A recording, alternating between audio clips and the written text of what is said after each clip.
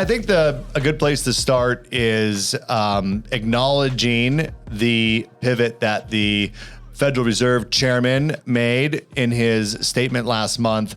And it was, if you're like me and probably like Anton, you're waiting with bated breath as Come on, Jerome. Yeah, as the Fed announcement comes out, and more importantly than the Fed announcement is the commentary, the Q&A that he does afterwards. And I don't know, for me, this was very clearly a shift in his tone. 100%. And I think it's going to lead to lower interest rates as we move into 2024. Yeah. I actually felt like it was one of those things where we got blessed, like Christmas came early. Yeah. Because Jerome was so much less hawkish than I thought he was going to be. He's like, it's working. We'll keep on target. We'll keep pushing through this. But there was also the tone had changed, and they were saying we can and will cut rates. So they were basically saying it's a possibility. They said they may still raise them. I think they left that on the table just to keep us to keep the market from mooning. But overall, it was very, very positive. And then, of course, the stock market and interest rates responded accordingly. Yeah. Well, I got a couple slides here today, which I think we're already up on the screen. But I think you're going to see a slide in there that shows that the Fed almost never re-raises after they pause. Yeah. So let's just take a look at some of these slides. I think that they'll be to the benefit of our viewers. And the first one here just simply shows, and you might not be able to read that on the screen behind me. We'll blow it up a little bit larger for you, but it just shows the futures of what is expected with the Fed funds rate. And even without seeing very clearly, you can see that it's anticipated through, I believe, February of 2025, that we're going to see significant Fed cutting rates over the next, year and a half, 2 years. An easy way to think about the futures market is when you look at that line and you see it trending in a downward direction, is the market is essentially making a bet that the Fed will go down. And so the main thing that we care about there is the whole direction is down. Yeah. That's it. That's the right direction as far as I'm concerned. Rates down. So this says, how long will the Fed pause last? And the other thing that they point out in this slide is that if you look here, every time the Fed has started cutting, it's not, or even pausing, they don't just then start re-raising. It's just not something that they've ever done before. And that's what this illustrates. So it's, I think the last Fed rate hike was at the end of July. Yeah. So as we sit here in January, we're talking about 5 months of no rate increases, none anticipated in the future. And some saying the Fed may start lowering interest rates as early as March. I think there was, if you look at the dot plot, I think it's like a 75% chance of a rate cut, or a couple Fed members thinking that a rate cut would be required in March. Most people are anticipating June, I think, somewhere in that neighborhood. I tend to be thinking that it's going to be sooner than later, and we'll talk a little bit more about why that is. So one thing to add in regards to this slide specifically is, you can always look at history to see what we've done before, and this is just a phenomenal example. So every time the Fed has paused before, they then have not hiked after that. So the odds of us receiving another hike, especially with inflation trending in a downward direction, are starting to become very low. So it's just really a question of when will they cut, how much will they cut, and then can they stick that soft landing without us going into a major recession during that process. Well, I'm a little bit surprised, honestly, that the Fed even continued to add that language in there, that there was a chance that they would re-hike if they had to. Yeah. Because the other thing that he said that I picked up on was they can't wait for PCE to get to, or inflation to get to 2% and then start cutting. And at the time of recording this, I think core inflation's around 3.5% right now. And we know that it's trending down quickly. And there's a few slides that'll touch on inflation as well. But the bottom line is the sense that I got from the Fed, and this could be accurate or not, but if I just had to kind of read the tea leaves, I felt like what he was saying was, and he was asked this question specifically, but didn't answer it, is that as soon as we see inflation read below 3%, maybe even at or below 3%, I think he's going to have justification to start cutting rates because we know that there's a lag effect to what these rate cuts do to, or the rate hikes do to the economy. And my guess is he's probably already a little bit too late. We know he was too late to raise them. He's probably going to be too late to lower them, but he's going to try so hard to stick this soft landing. Yeah. And I was looking at a graph the other day, Anton, that showed the number of economists that predicted a soft landing before the last like 5 or 6 recessions. And you guys, everybody predicts that there's going to be a soft landing. Matter of fact, when you hear that there's a prediction of a soft landing, you can anticipate there's going to be a recession. I mean, that's really what the data showed. So we'll see. But I think he's going to act. I think he's going to have his finger on the trigger to move quickly. Yeah, no, I mean, just to reiterate what you were just saying, the monetary policy, and they've said this multiple times, has a 6 to a 12-month lag. So we know they don't have to wait till they get all the way to 2 to cut. So the Fed basically in the FOMC meetings, they said, hey, we expect 3 rate cuts. The market right after that was then pricing in 6 rate cuts. Since then, over the last 2 weeks, the market now snuck in a possible 7th rate cut. Right. And so the market, and I think this is why Jerome kept saying we may hike in the future. They're trying to not have that irrational exuberance bubble up in the market. So they're trying to be like, hey guys, don't get too excited yet. Don't get, because what they can't have is they can't have shelter inflation shoot up because that makes up 40% of the inflation reading, and they can't have core goods and services rise dramatically. Energy, that will always move up and down, but they can't have that services, that supply, and then shelter all pop up because demand shot up. Yeah, 100%. Well, so I wanted to get into, I do have a few other slides on inflation, but this one, Anton, was interesting. And we were talking about this right before the podcast. You guys, what this slide shows is the American dream still alive? And in this survey, 36% of people said that does still hold true, that if you work hard and you do your best, that you can achieve the American dream. 36% said that. You think that number is a little bit high, I think. 18% said, well, that never was the case, but 45% said that it was the case, but it's not anymore. Meaning there's this feeling like maybe our parents could achieve the American dream, but maybe we can't. That's a little bit disheartening, I think, but what are your thoughts on it? I think consumer sentiment, because the price of housing has just shot up so much and wages have not kept up with that price of housing, that it's discouraging to, that millennial first-time home buyer, the Gen Z, but millennials making up that largest portion of the first-time home buyer pool. They look around and, their parents may or may not have been, teachers, and they were able to buy a home and a lake house, and they go, well, how would I do that today? I think that's the part that's discouraging people. And if you guys, let us know how you're feeling. Put in the comments below. Is the American dream alive? Is it dead?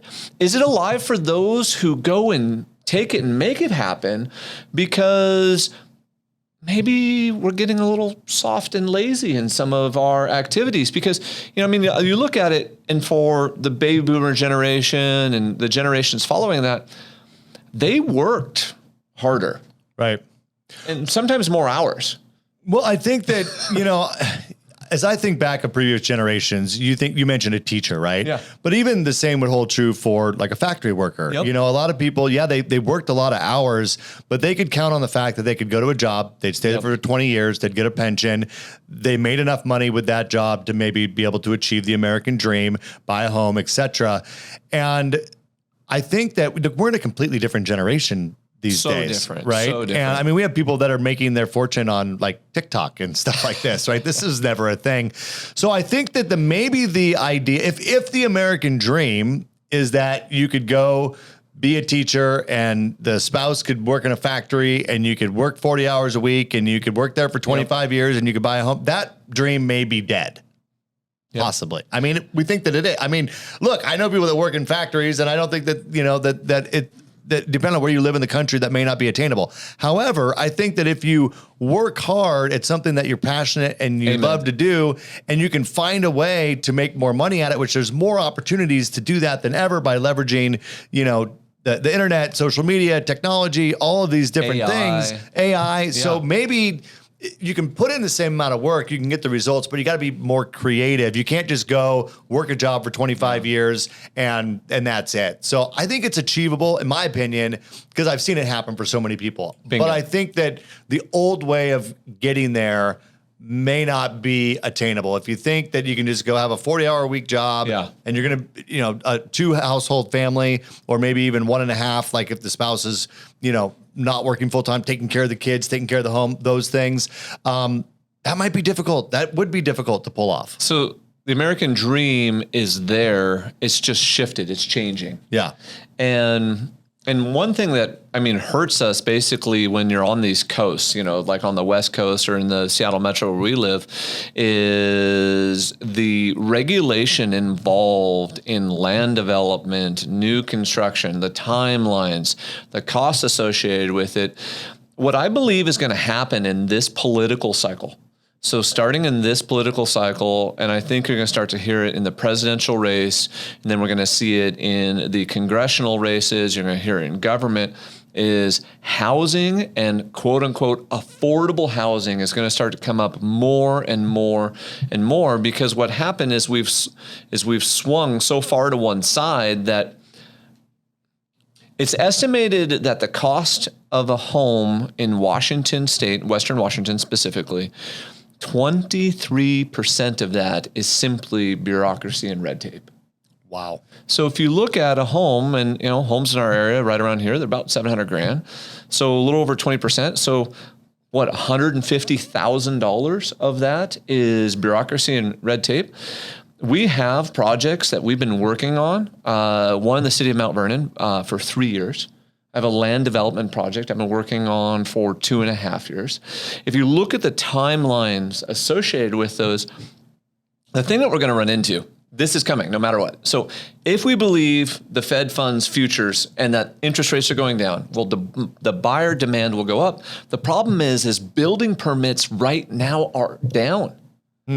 Development applications are down. So just as buyer demand starts to pick up, there will be less housing supply coming into the system, specifically on the West Coast where we live. Yeah, that's a problem. That's a problem. Well, and it's going to cause house prices to go up. Rising house prices. I would imagine. This is, I think, part of why we got the survey results that we did in the last one. What you see here, you guys, is the green is the top 1%. The top 1%. The purple, I guess that is, purple and green make up the top 10% of households. The orange is the bottom, 50%. And is this their income or net worth? What are we looking at there? Inflation adjusted household net worth. Household net worth. Okay, got it. So those top 2 quartiles are growing massively. Growing massively, yeah. Throughout this, you go back here to the middle of the chart is about 2007, 2008. So that was the last great recession. You can see the dip there where everyone's income dipped right there in the middle of the chart. So really, since then, the top 1% and even the top 10% have just gone up drastically, and everyone else has stayed down below. Now, I think there's some obvious reasons for this, and it's almost like we think about the idea of the American dream that includes home ownership.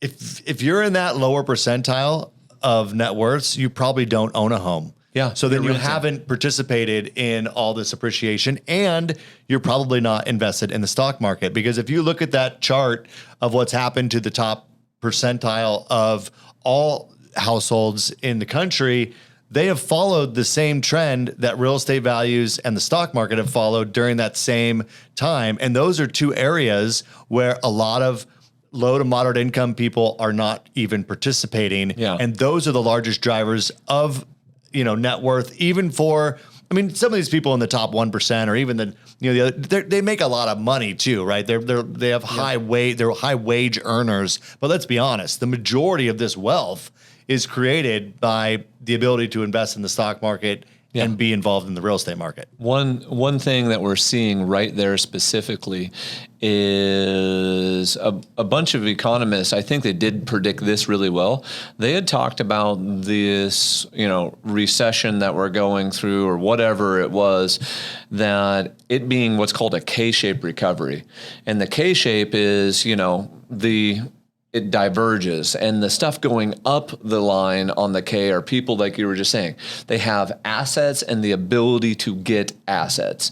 And then the lower portion, what happens is they don't have assets, they don't get to participate.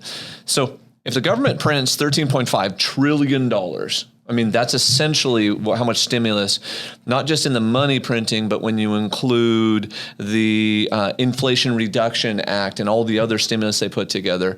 What happens is, even though that goes out into the economy, that starts to concentrate in the hands of the few.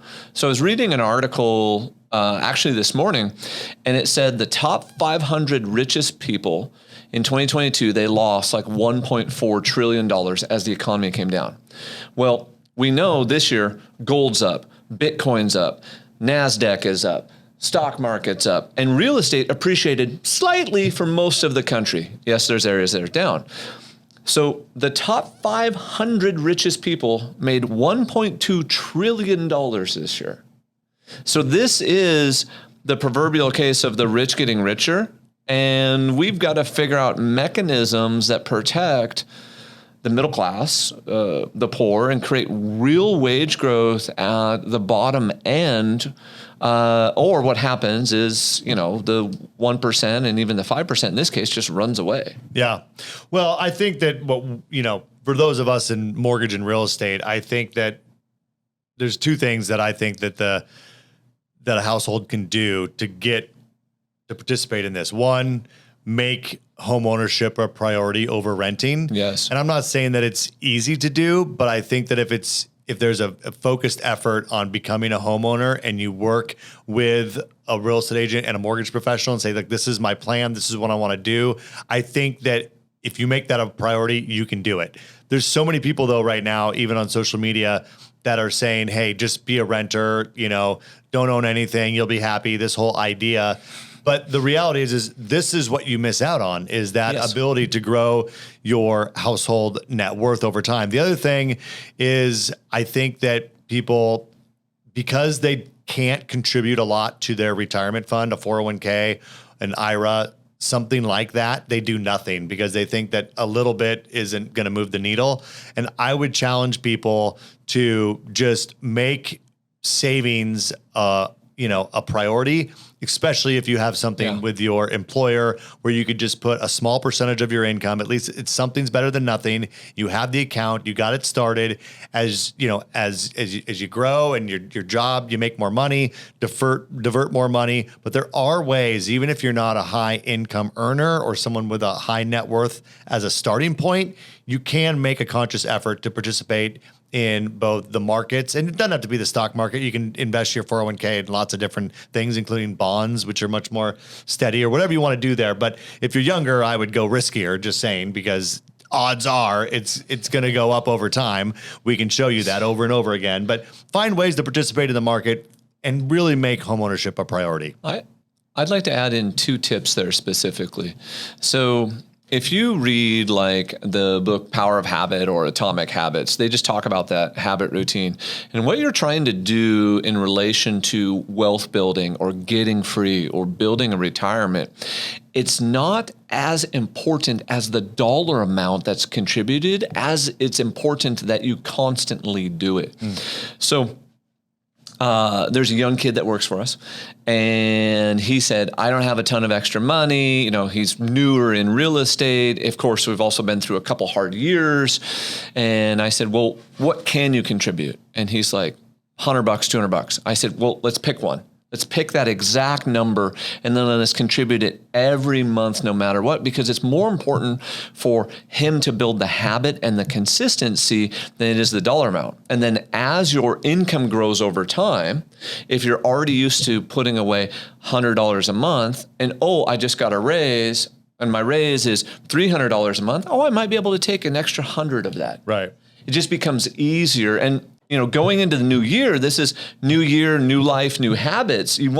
What's a couple of these little things I could introduce that'll make a big impact over time? Second, I think this is kind of that twist on the American dream. Is the American dream today shouldn't be how do I get my 1,200-foot ranch home, 3-bed, 2-bath, and white picket fence. It's how do I go owner-occupy a duplex, triplex, or fourplex, live in it for a year, 2 or 3, house hack it, get someone else to pay it, move out, and do it again. And owner-occupy that maybe 2 or 3 times, because especially if you're single or newly married and you don't have a bunch of kids that got to be in a specific school district, it becomes a massive opportunity for you to house hack and build wealth on that journey. Find the loan officer who understands that. Find the real estate professional who can help you on that journey. But get on that like now, because as the Fed lowers rates, what's going to happen to the value of a duplex? It's going to go up. Simple. And there's more people going after it. Yeah. Yeah.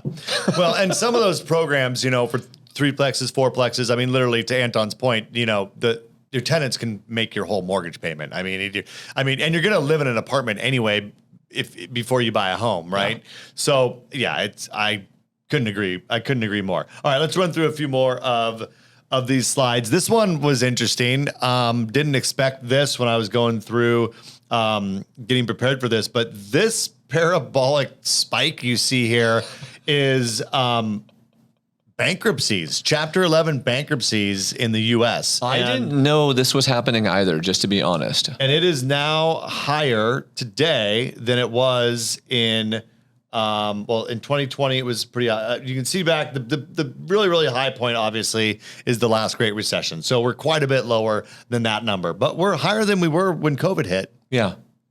Yeah. And what happens when the Fed tightens monetary policy and interest rates go up is the debt for everyone, for everything gets more expensive, both consumers and businesses. So what you're seeing here is you're seeing consumers that are being affected by their own debt because, for example, maybe they had a few $1,000s in credit card debt and the interest rate on those credit cards was 9% or 10%.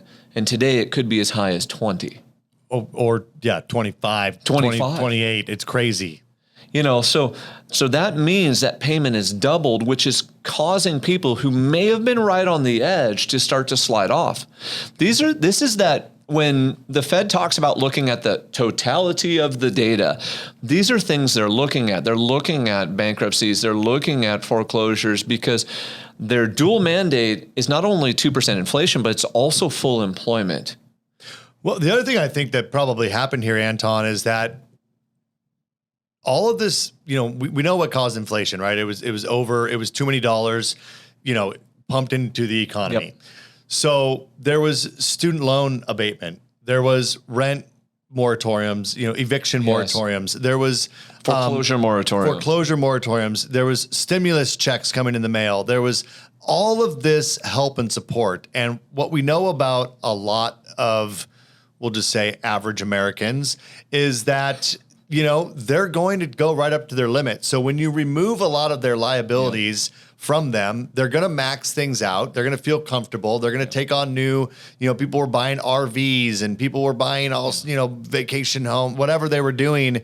And then all of a sudden now they start, not only to your point, interest rates have gone up. Now you got to start paying your student loans again. Now there's no other moratoriums. It just creates this massive amount of pressure. Yeah. And then if you're in an industry that then, maybe you're self-employed and your business relies on people and now they're in a bad spot, it's like a downward spiral. That's what causes a recession. So this is very much, we talk about a soft landing, Anton. I mean, when you see this happening to so many families, you start wondering, is there other underlying issues? And I think a lot of it was caused by the same problems that caused our inflation.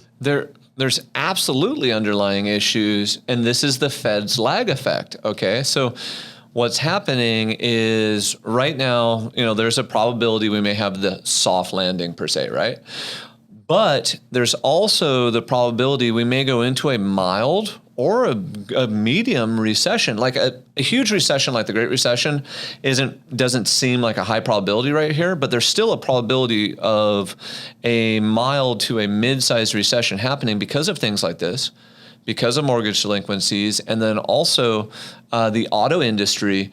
Auto delinquencies have gone up 600% in the last 6 months. And the most delinquent on the auto is in the luxury SUV market.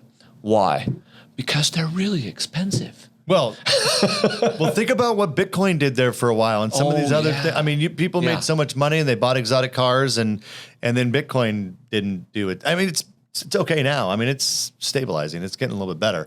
But anyway, no, these are all. It's just interesting. All the stimulus that was happening I believe, and I don't know how hard facts. All I know is that bankruptcies are way up, and I have to imagine it's some of those same circumstances that created that massive inflation is now, this is the tailwind of that. This is what we're dealing with. Couple more slides, and then we'll get a couple other things that we want to talk about. Unemployment, you guys, we've talked about this on this podcast multiple times. When unemployment reaches its lowest point and starts to turn up, every single time that's triggered a recession. Yep. So here we are again. We know that that's what's happening right now. This I thought was interesting, which is why I threw it in here. Federal Reserve, that is the GDP is the red line. The black line is the GDP. So what we typically see is that the Fed starts to move and then GDP follows. Well, what we're seeing here is that GDP is going down like it's going straight down, and the Fed hasn't done anything yet. Yeah. So again, another indicator that the Fed is lagging behind. They probably went too high, too fast, paused too long, and will come down too slow. But this tells us that they're behind the gun. GDP is dropping quickly. They haven't moved. Matter of fact, it was already dropping. They were still raising. And the Fed, I think they've been telegraphing their playbook the whole time on this one. We will be higher for longer. Yeah, we're going to break you first, and then we'll put you back together. Because they know they can turn on money printer, go brr, and that they can fix the economy. They really proved that during COVID. So they know if they have to, they can stimulate, but they have to get inflation under control. So I 1000% agree. They're going to overdo it. They've probably already overdone it. So rate cuts are in the future, but they'll happen slower than we want it to. Yeah. Here's another interesting one. So look, I'm not an expert at the stock market, but here's this one's kind of scary. So you see the blue circle at the bottom. This is the M2. This is the money supply, overall money supply. And look, it spiked up when there was all the stimulus. It's gone down to the lowest points we've seen in a very long time. So money supply is very low. But look at the black line. That's the S&P 500.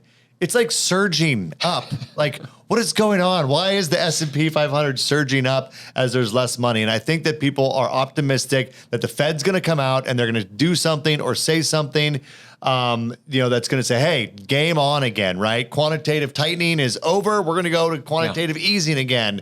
They're going to start cutting rates. So I think there's this lot of unrealistic optimism that for some reason, we're going to not only have a soft landing, but the Fed's going to completely turn the tables and go the other way. I think he's going to be very careful of that because, as I've shown in other slides on other episodes, what we risk is that inflation spikes right back up again. So anyway, I think that this little run here in the stock market is probably held up. It's propped up by false hopes. Let me just put it that way. I have a slightly contrarian view to that. And here's just my thought is that because the M2 money supply exploded, we had too many dollars chasing too few goods. Those dollars don't always leave the system, but what they're doing now is they're hunting for a home. They're hunting for investment.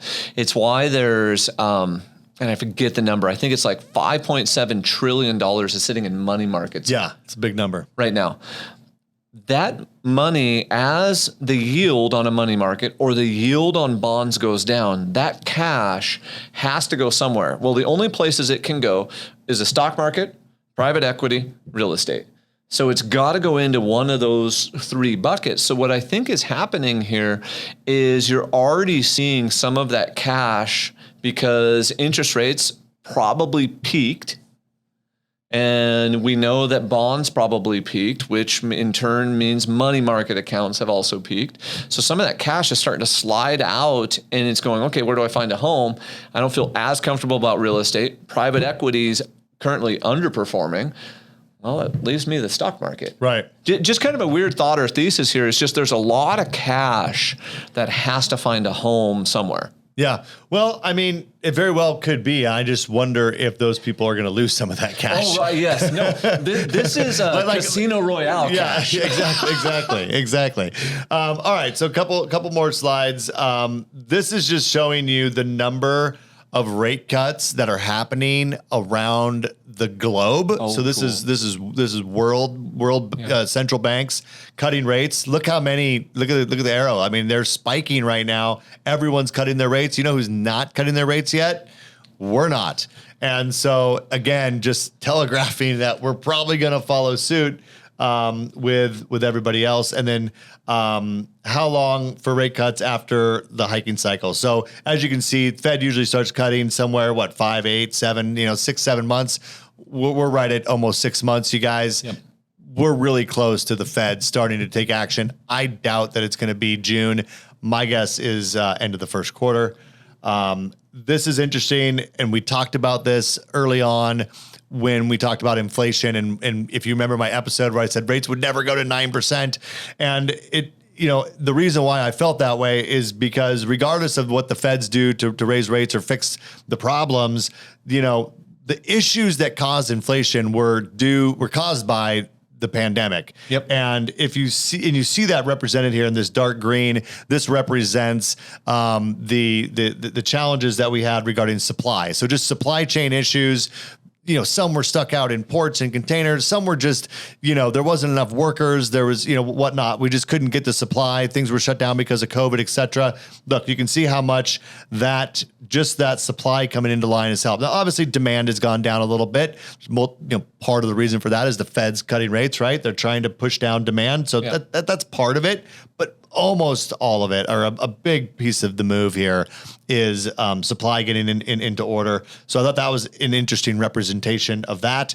And this. So, hold on, I want to joke for a second. Yeah. So what did we joke about the Fed in relation to inflation is transitory while we were off camera? Oh, yeah. So I think, the Fed had said, and there was big jokes made about the Fed saying, inflation's transitory. This is why they waited so long to start raising interest rates. It's transitory. And I think that at the end of the day, if you look at that previous graph, they were right. It was transitory. They were just off by about, 18 months or so. So, they got it right, but the timing was wrong. They're correct. They just missed the boat. Yeah, big time. Which means, conversely, they'll miss the boat on lowering, cutting rates because they have a history of doing that. One other thing that, a lot of people don't talk about, what the Fed does is called demand destruction. So literally, as they raise rates, it's called demand destruction. They can't affect supply. Supply is a natural function. So as supply changes, the only thing they can do is change demand by increasing or decreasing the Fed funds rate. Right. Yeah, 100%. Well, and here's the other thing that I'll point out. They were still raising rates as inflation was rocketing down. They were still raising.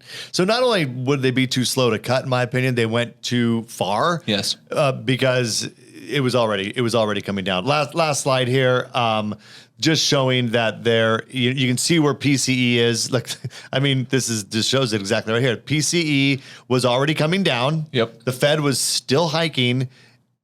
PEC is like, straight down arrow, and the Fed's just paused sitting there. Yeah. So again, I couldn't show more slides to illustrate the fact that Feds are probably going to be cutting rates and doing it sooner than later. I did hear a prediction on interest rates. It's not my prediction, but it was on the podcast that I watched where I got a lot of these slides from with Dan Rawich, and he was suggesting that interest rates could get as low as 5 7/8. Wow. As quickly as the end of the first quarter. So we're in January now. So we're talking February, March, they could be at 5 7/8. Now, the slide that isn't in here, and the thing that could cause this to happen is there's got to be a closing of the gap between where the 10-year's at and where 30-year mortgage-backed securities are at, because that spread right now is as high as it's ever been. It's closed a little bit. It was almost 300 basis points. Historically, that spread should be about 180 basis points. So the logic he was using was, hey, this is where I think the 10-year is going to be. Therefore, 30-year fixed rate mortgages should be 180 basis points below that. Right now, it's more like 280 basis points.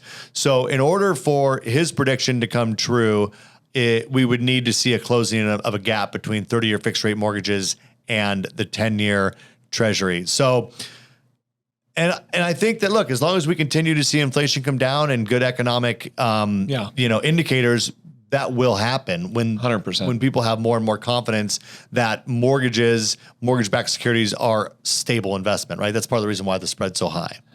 And so I always like to bring up when they say 180 basis points, that's like 1.8%. Just so, the viewers who aren't involved with, mortgage can understand that. But also, let's give them a summary real quick. Summary. There are multiple indicators indicating that the Fed is going to lower. There's indicators that other countries have already done this, and that we know that the Fed in their own playbook said they will lower at least 3 times next year, with the market betting on 6, and unfortunately just a 7th one snuck in. And that some of that margin, if the economy stays growing and unemployment doesn't shoot over like 5%, there's a potential to stick that soft landing, and then that mortgage spread just will naturally squish out, which, we could, I'm definitely more pessimistic. I'm like, maybe 6.25 by the end of 24. But there is a case to be made that if there's enough economic indicators and these servicers feel good, that margin will naturally compress out. I mean, the logic's there. You can see it. It's already in the tea leaves. Well, yeah. Just historically speaking, that 180 spread is historic spread. So to think that it won't get back there under more normal economic circumstances, I think is crazy. I think it will get there. There's no question whether or not it will return to what has been the median spread between those, between mortgage rates and the 10-year. It's just how quickly does it get there? And because I don't think that you could argue that the 10-year is going to get to, let's see, what would it need? It would need to be under. It would need to be in the high 3, under 4%, right? So if it was under 4%, 5, 6, you'd see, that would put you there. So 3 7/8, even right at 4 on the 10-year. Well, if you had 180 basis points above that, mortgage interest rates would be at 5 7/8. So we're there. So now we just need the gap to close. Bingo. That's where I was going, because on Thursday, the 10-year was 3.82. So look at that direction. Yeah, that's like, it's just straight down. If you were skiing that mountain, you would. This is a double diamond. That's a double diamond, baby. That's like straight down. Anyways, you guys, I hope this was helpful information. Just as we think about the future of 2024, I think the way that I'd want to end this and land this plane, I was thinking, Anton, yes. we talk about a soft landing, like when I fly in an airplane, I I just think about just landing. Like it's normal. Like, do we have to call, I mean, when you start calling it soft, you're implying it could be hard. And then you know what I mean? It needs too much explanation. Like, I just want a landing, so. Well, and you get those landings sometimes, like, you're flying into Maui and the plane is like, oh, it's fine. And then it just jumps and then it drops and then it jumps and then it drops, but you still get a soft landing right there at the end. So that's probably what we're going to go through. Here's the way I look at it. If I want to be honest with you, I know I'm taking a little bit of a tangent here, but when you're flying, when you're in a normal airplane that's functioning properly, you don't describe the severity of the landing. You're going to land. Yes. Now, if you're in an airplane where the landing gear is stuck up and you're like, okay, pilot, can you try to land this thing as softly as possible? Yeah. It's still a crash landing, okay?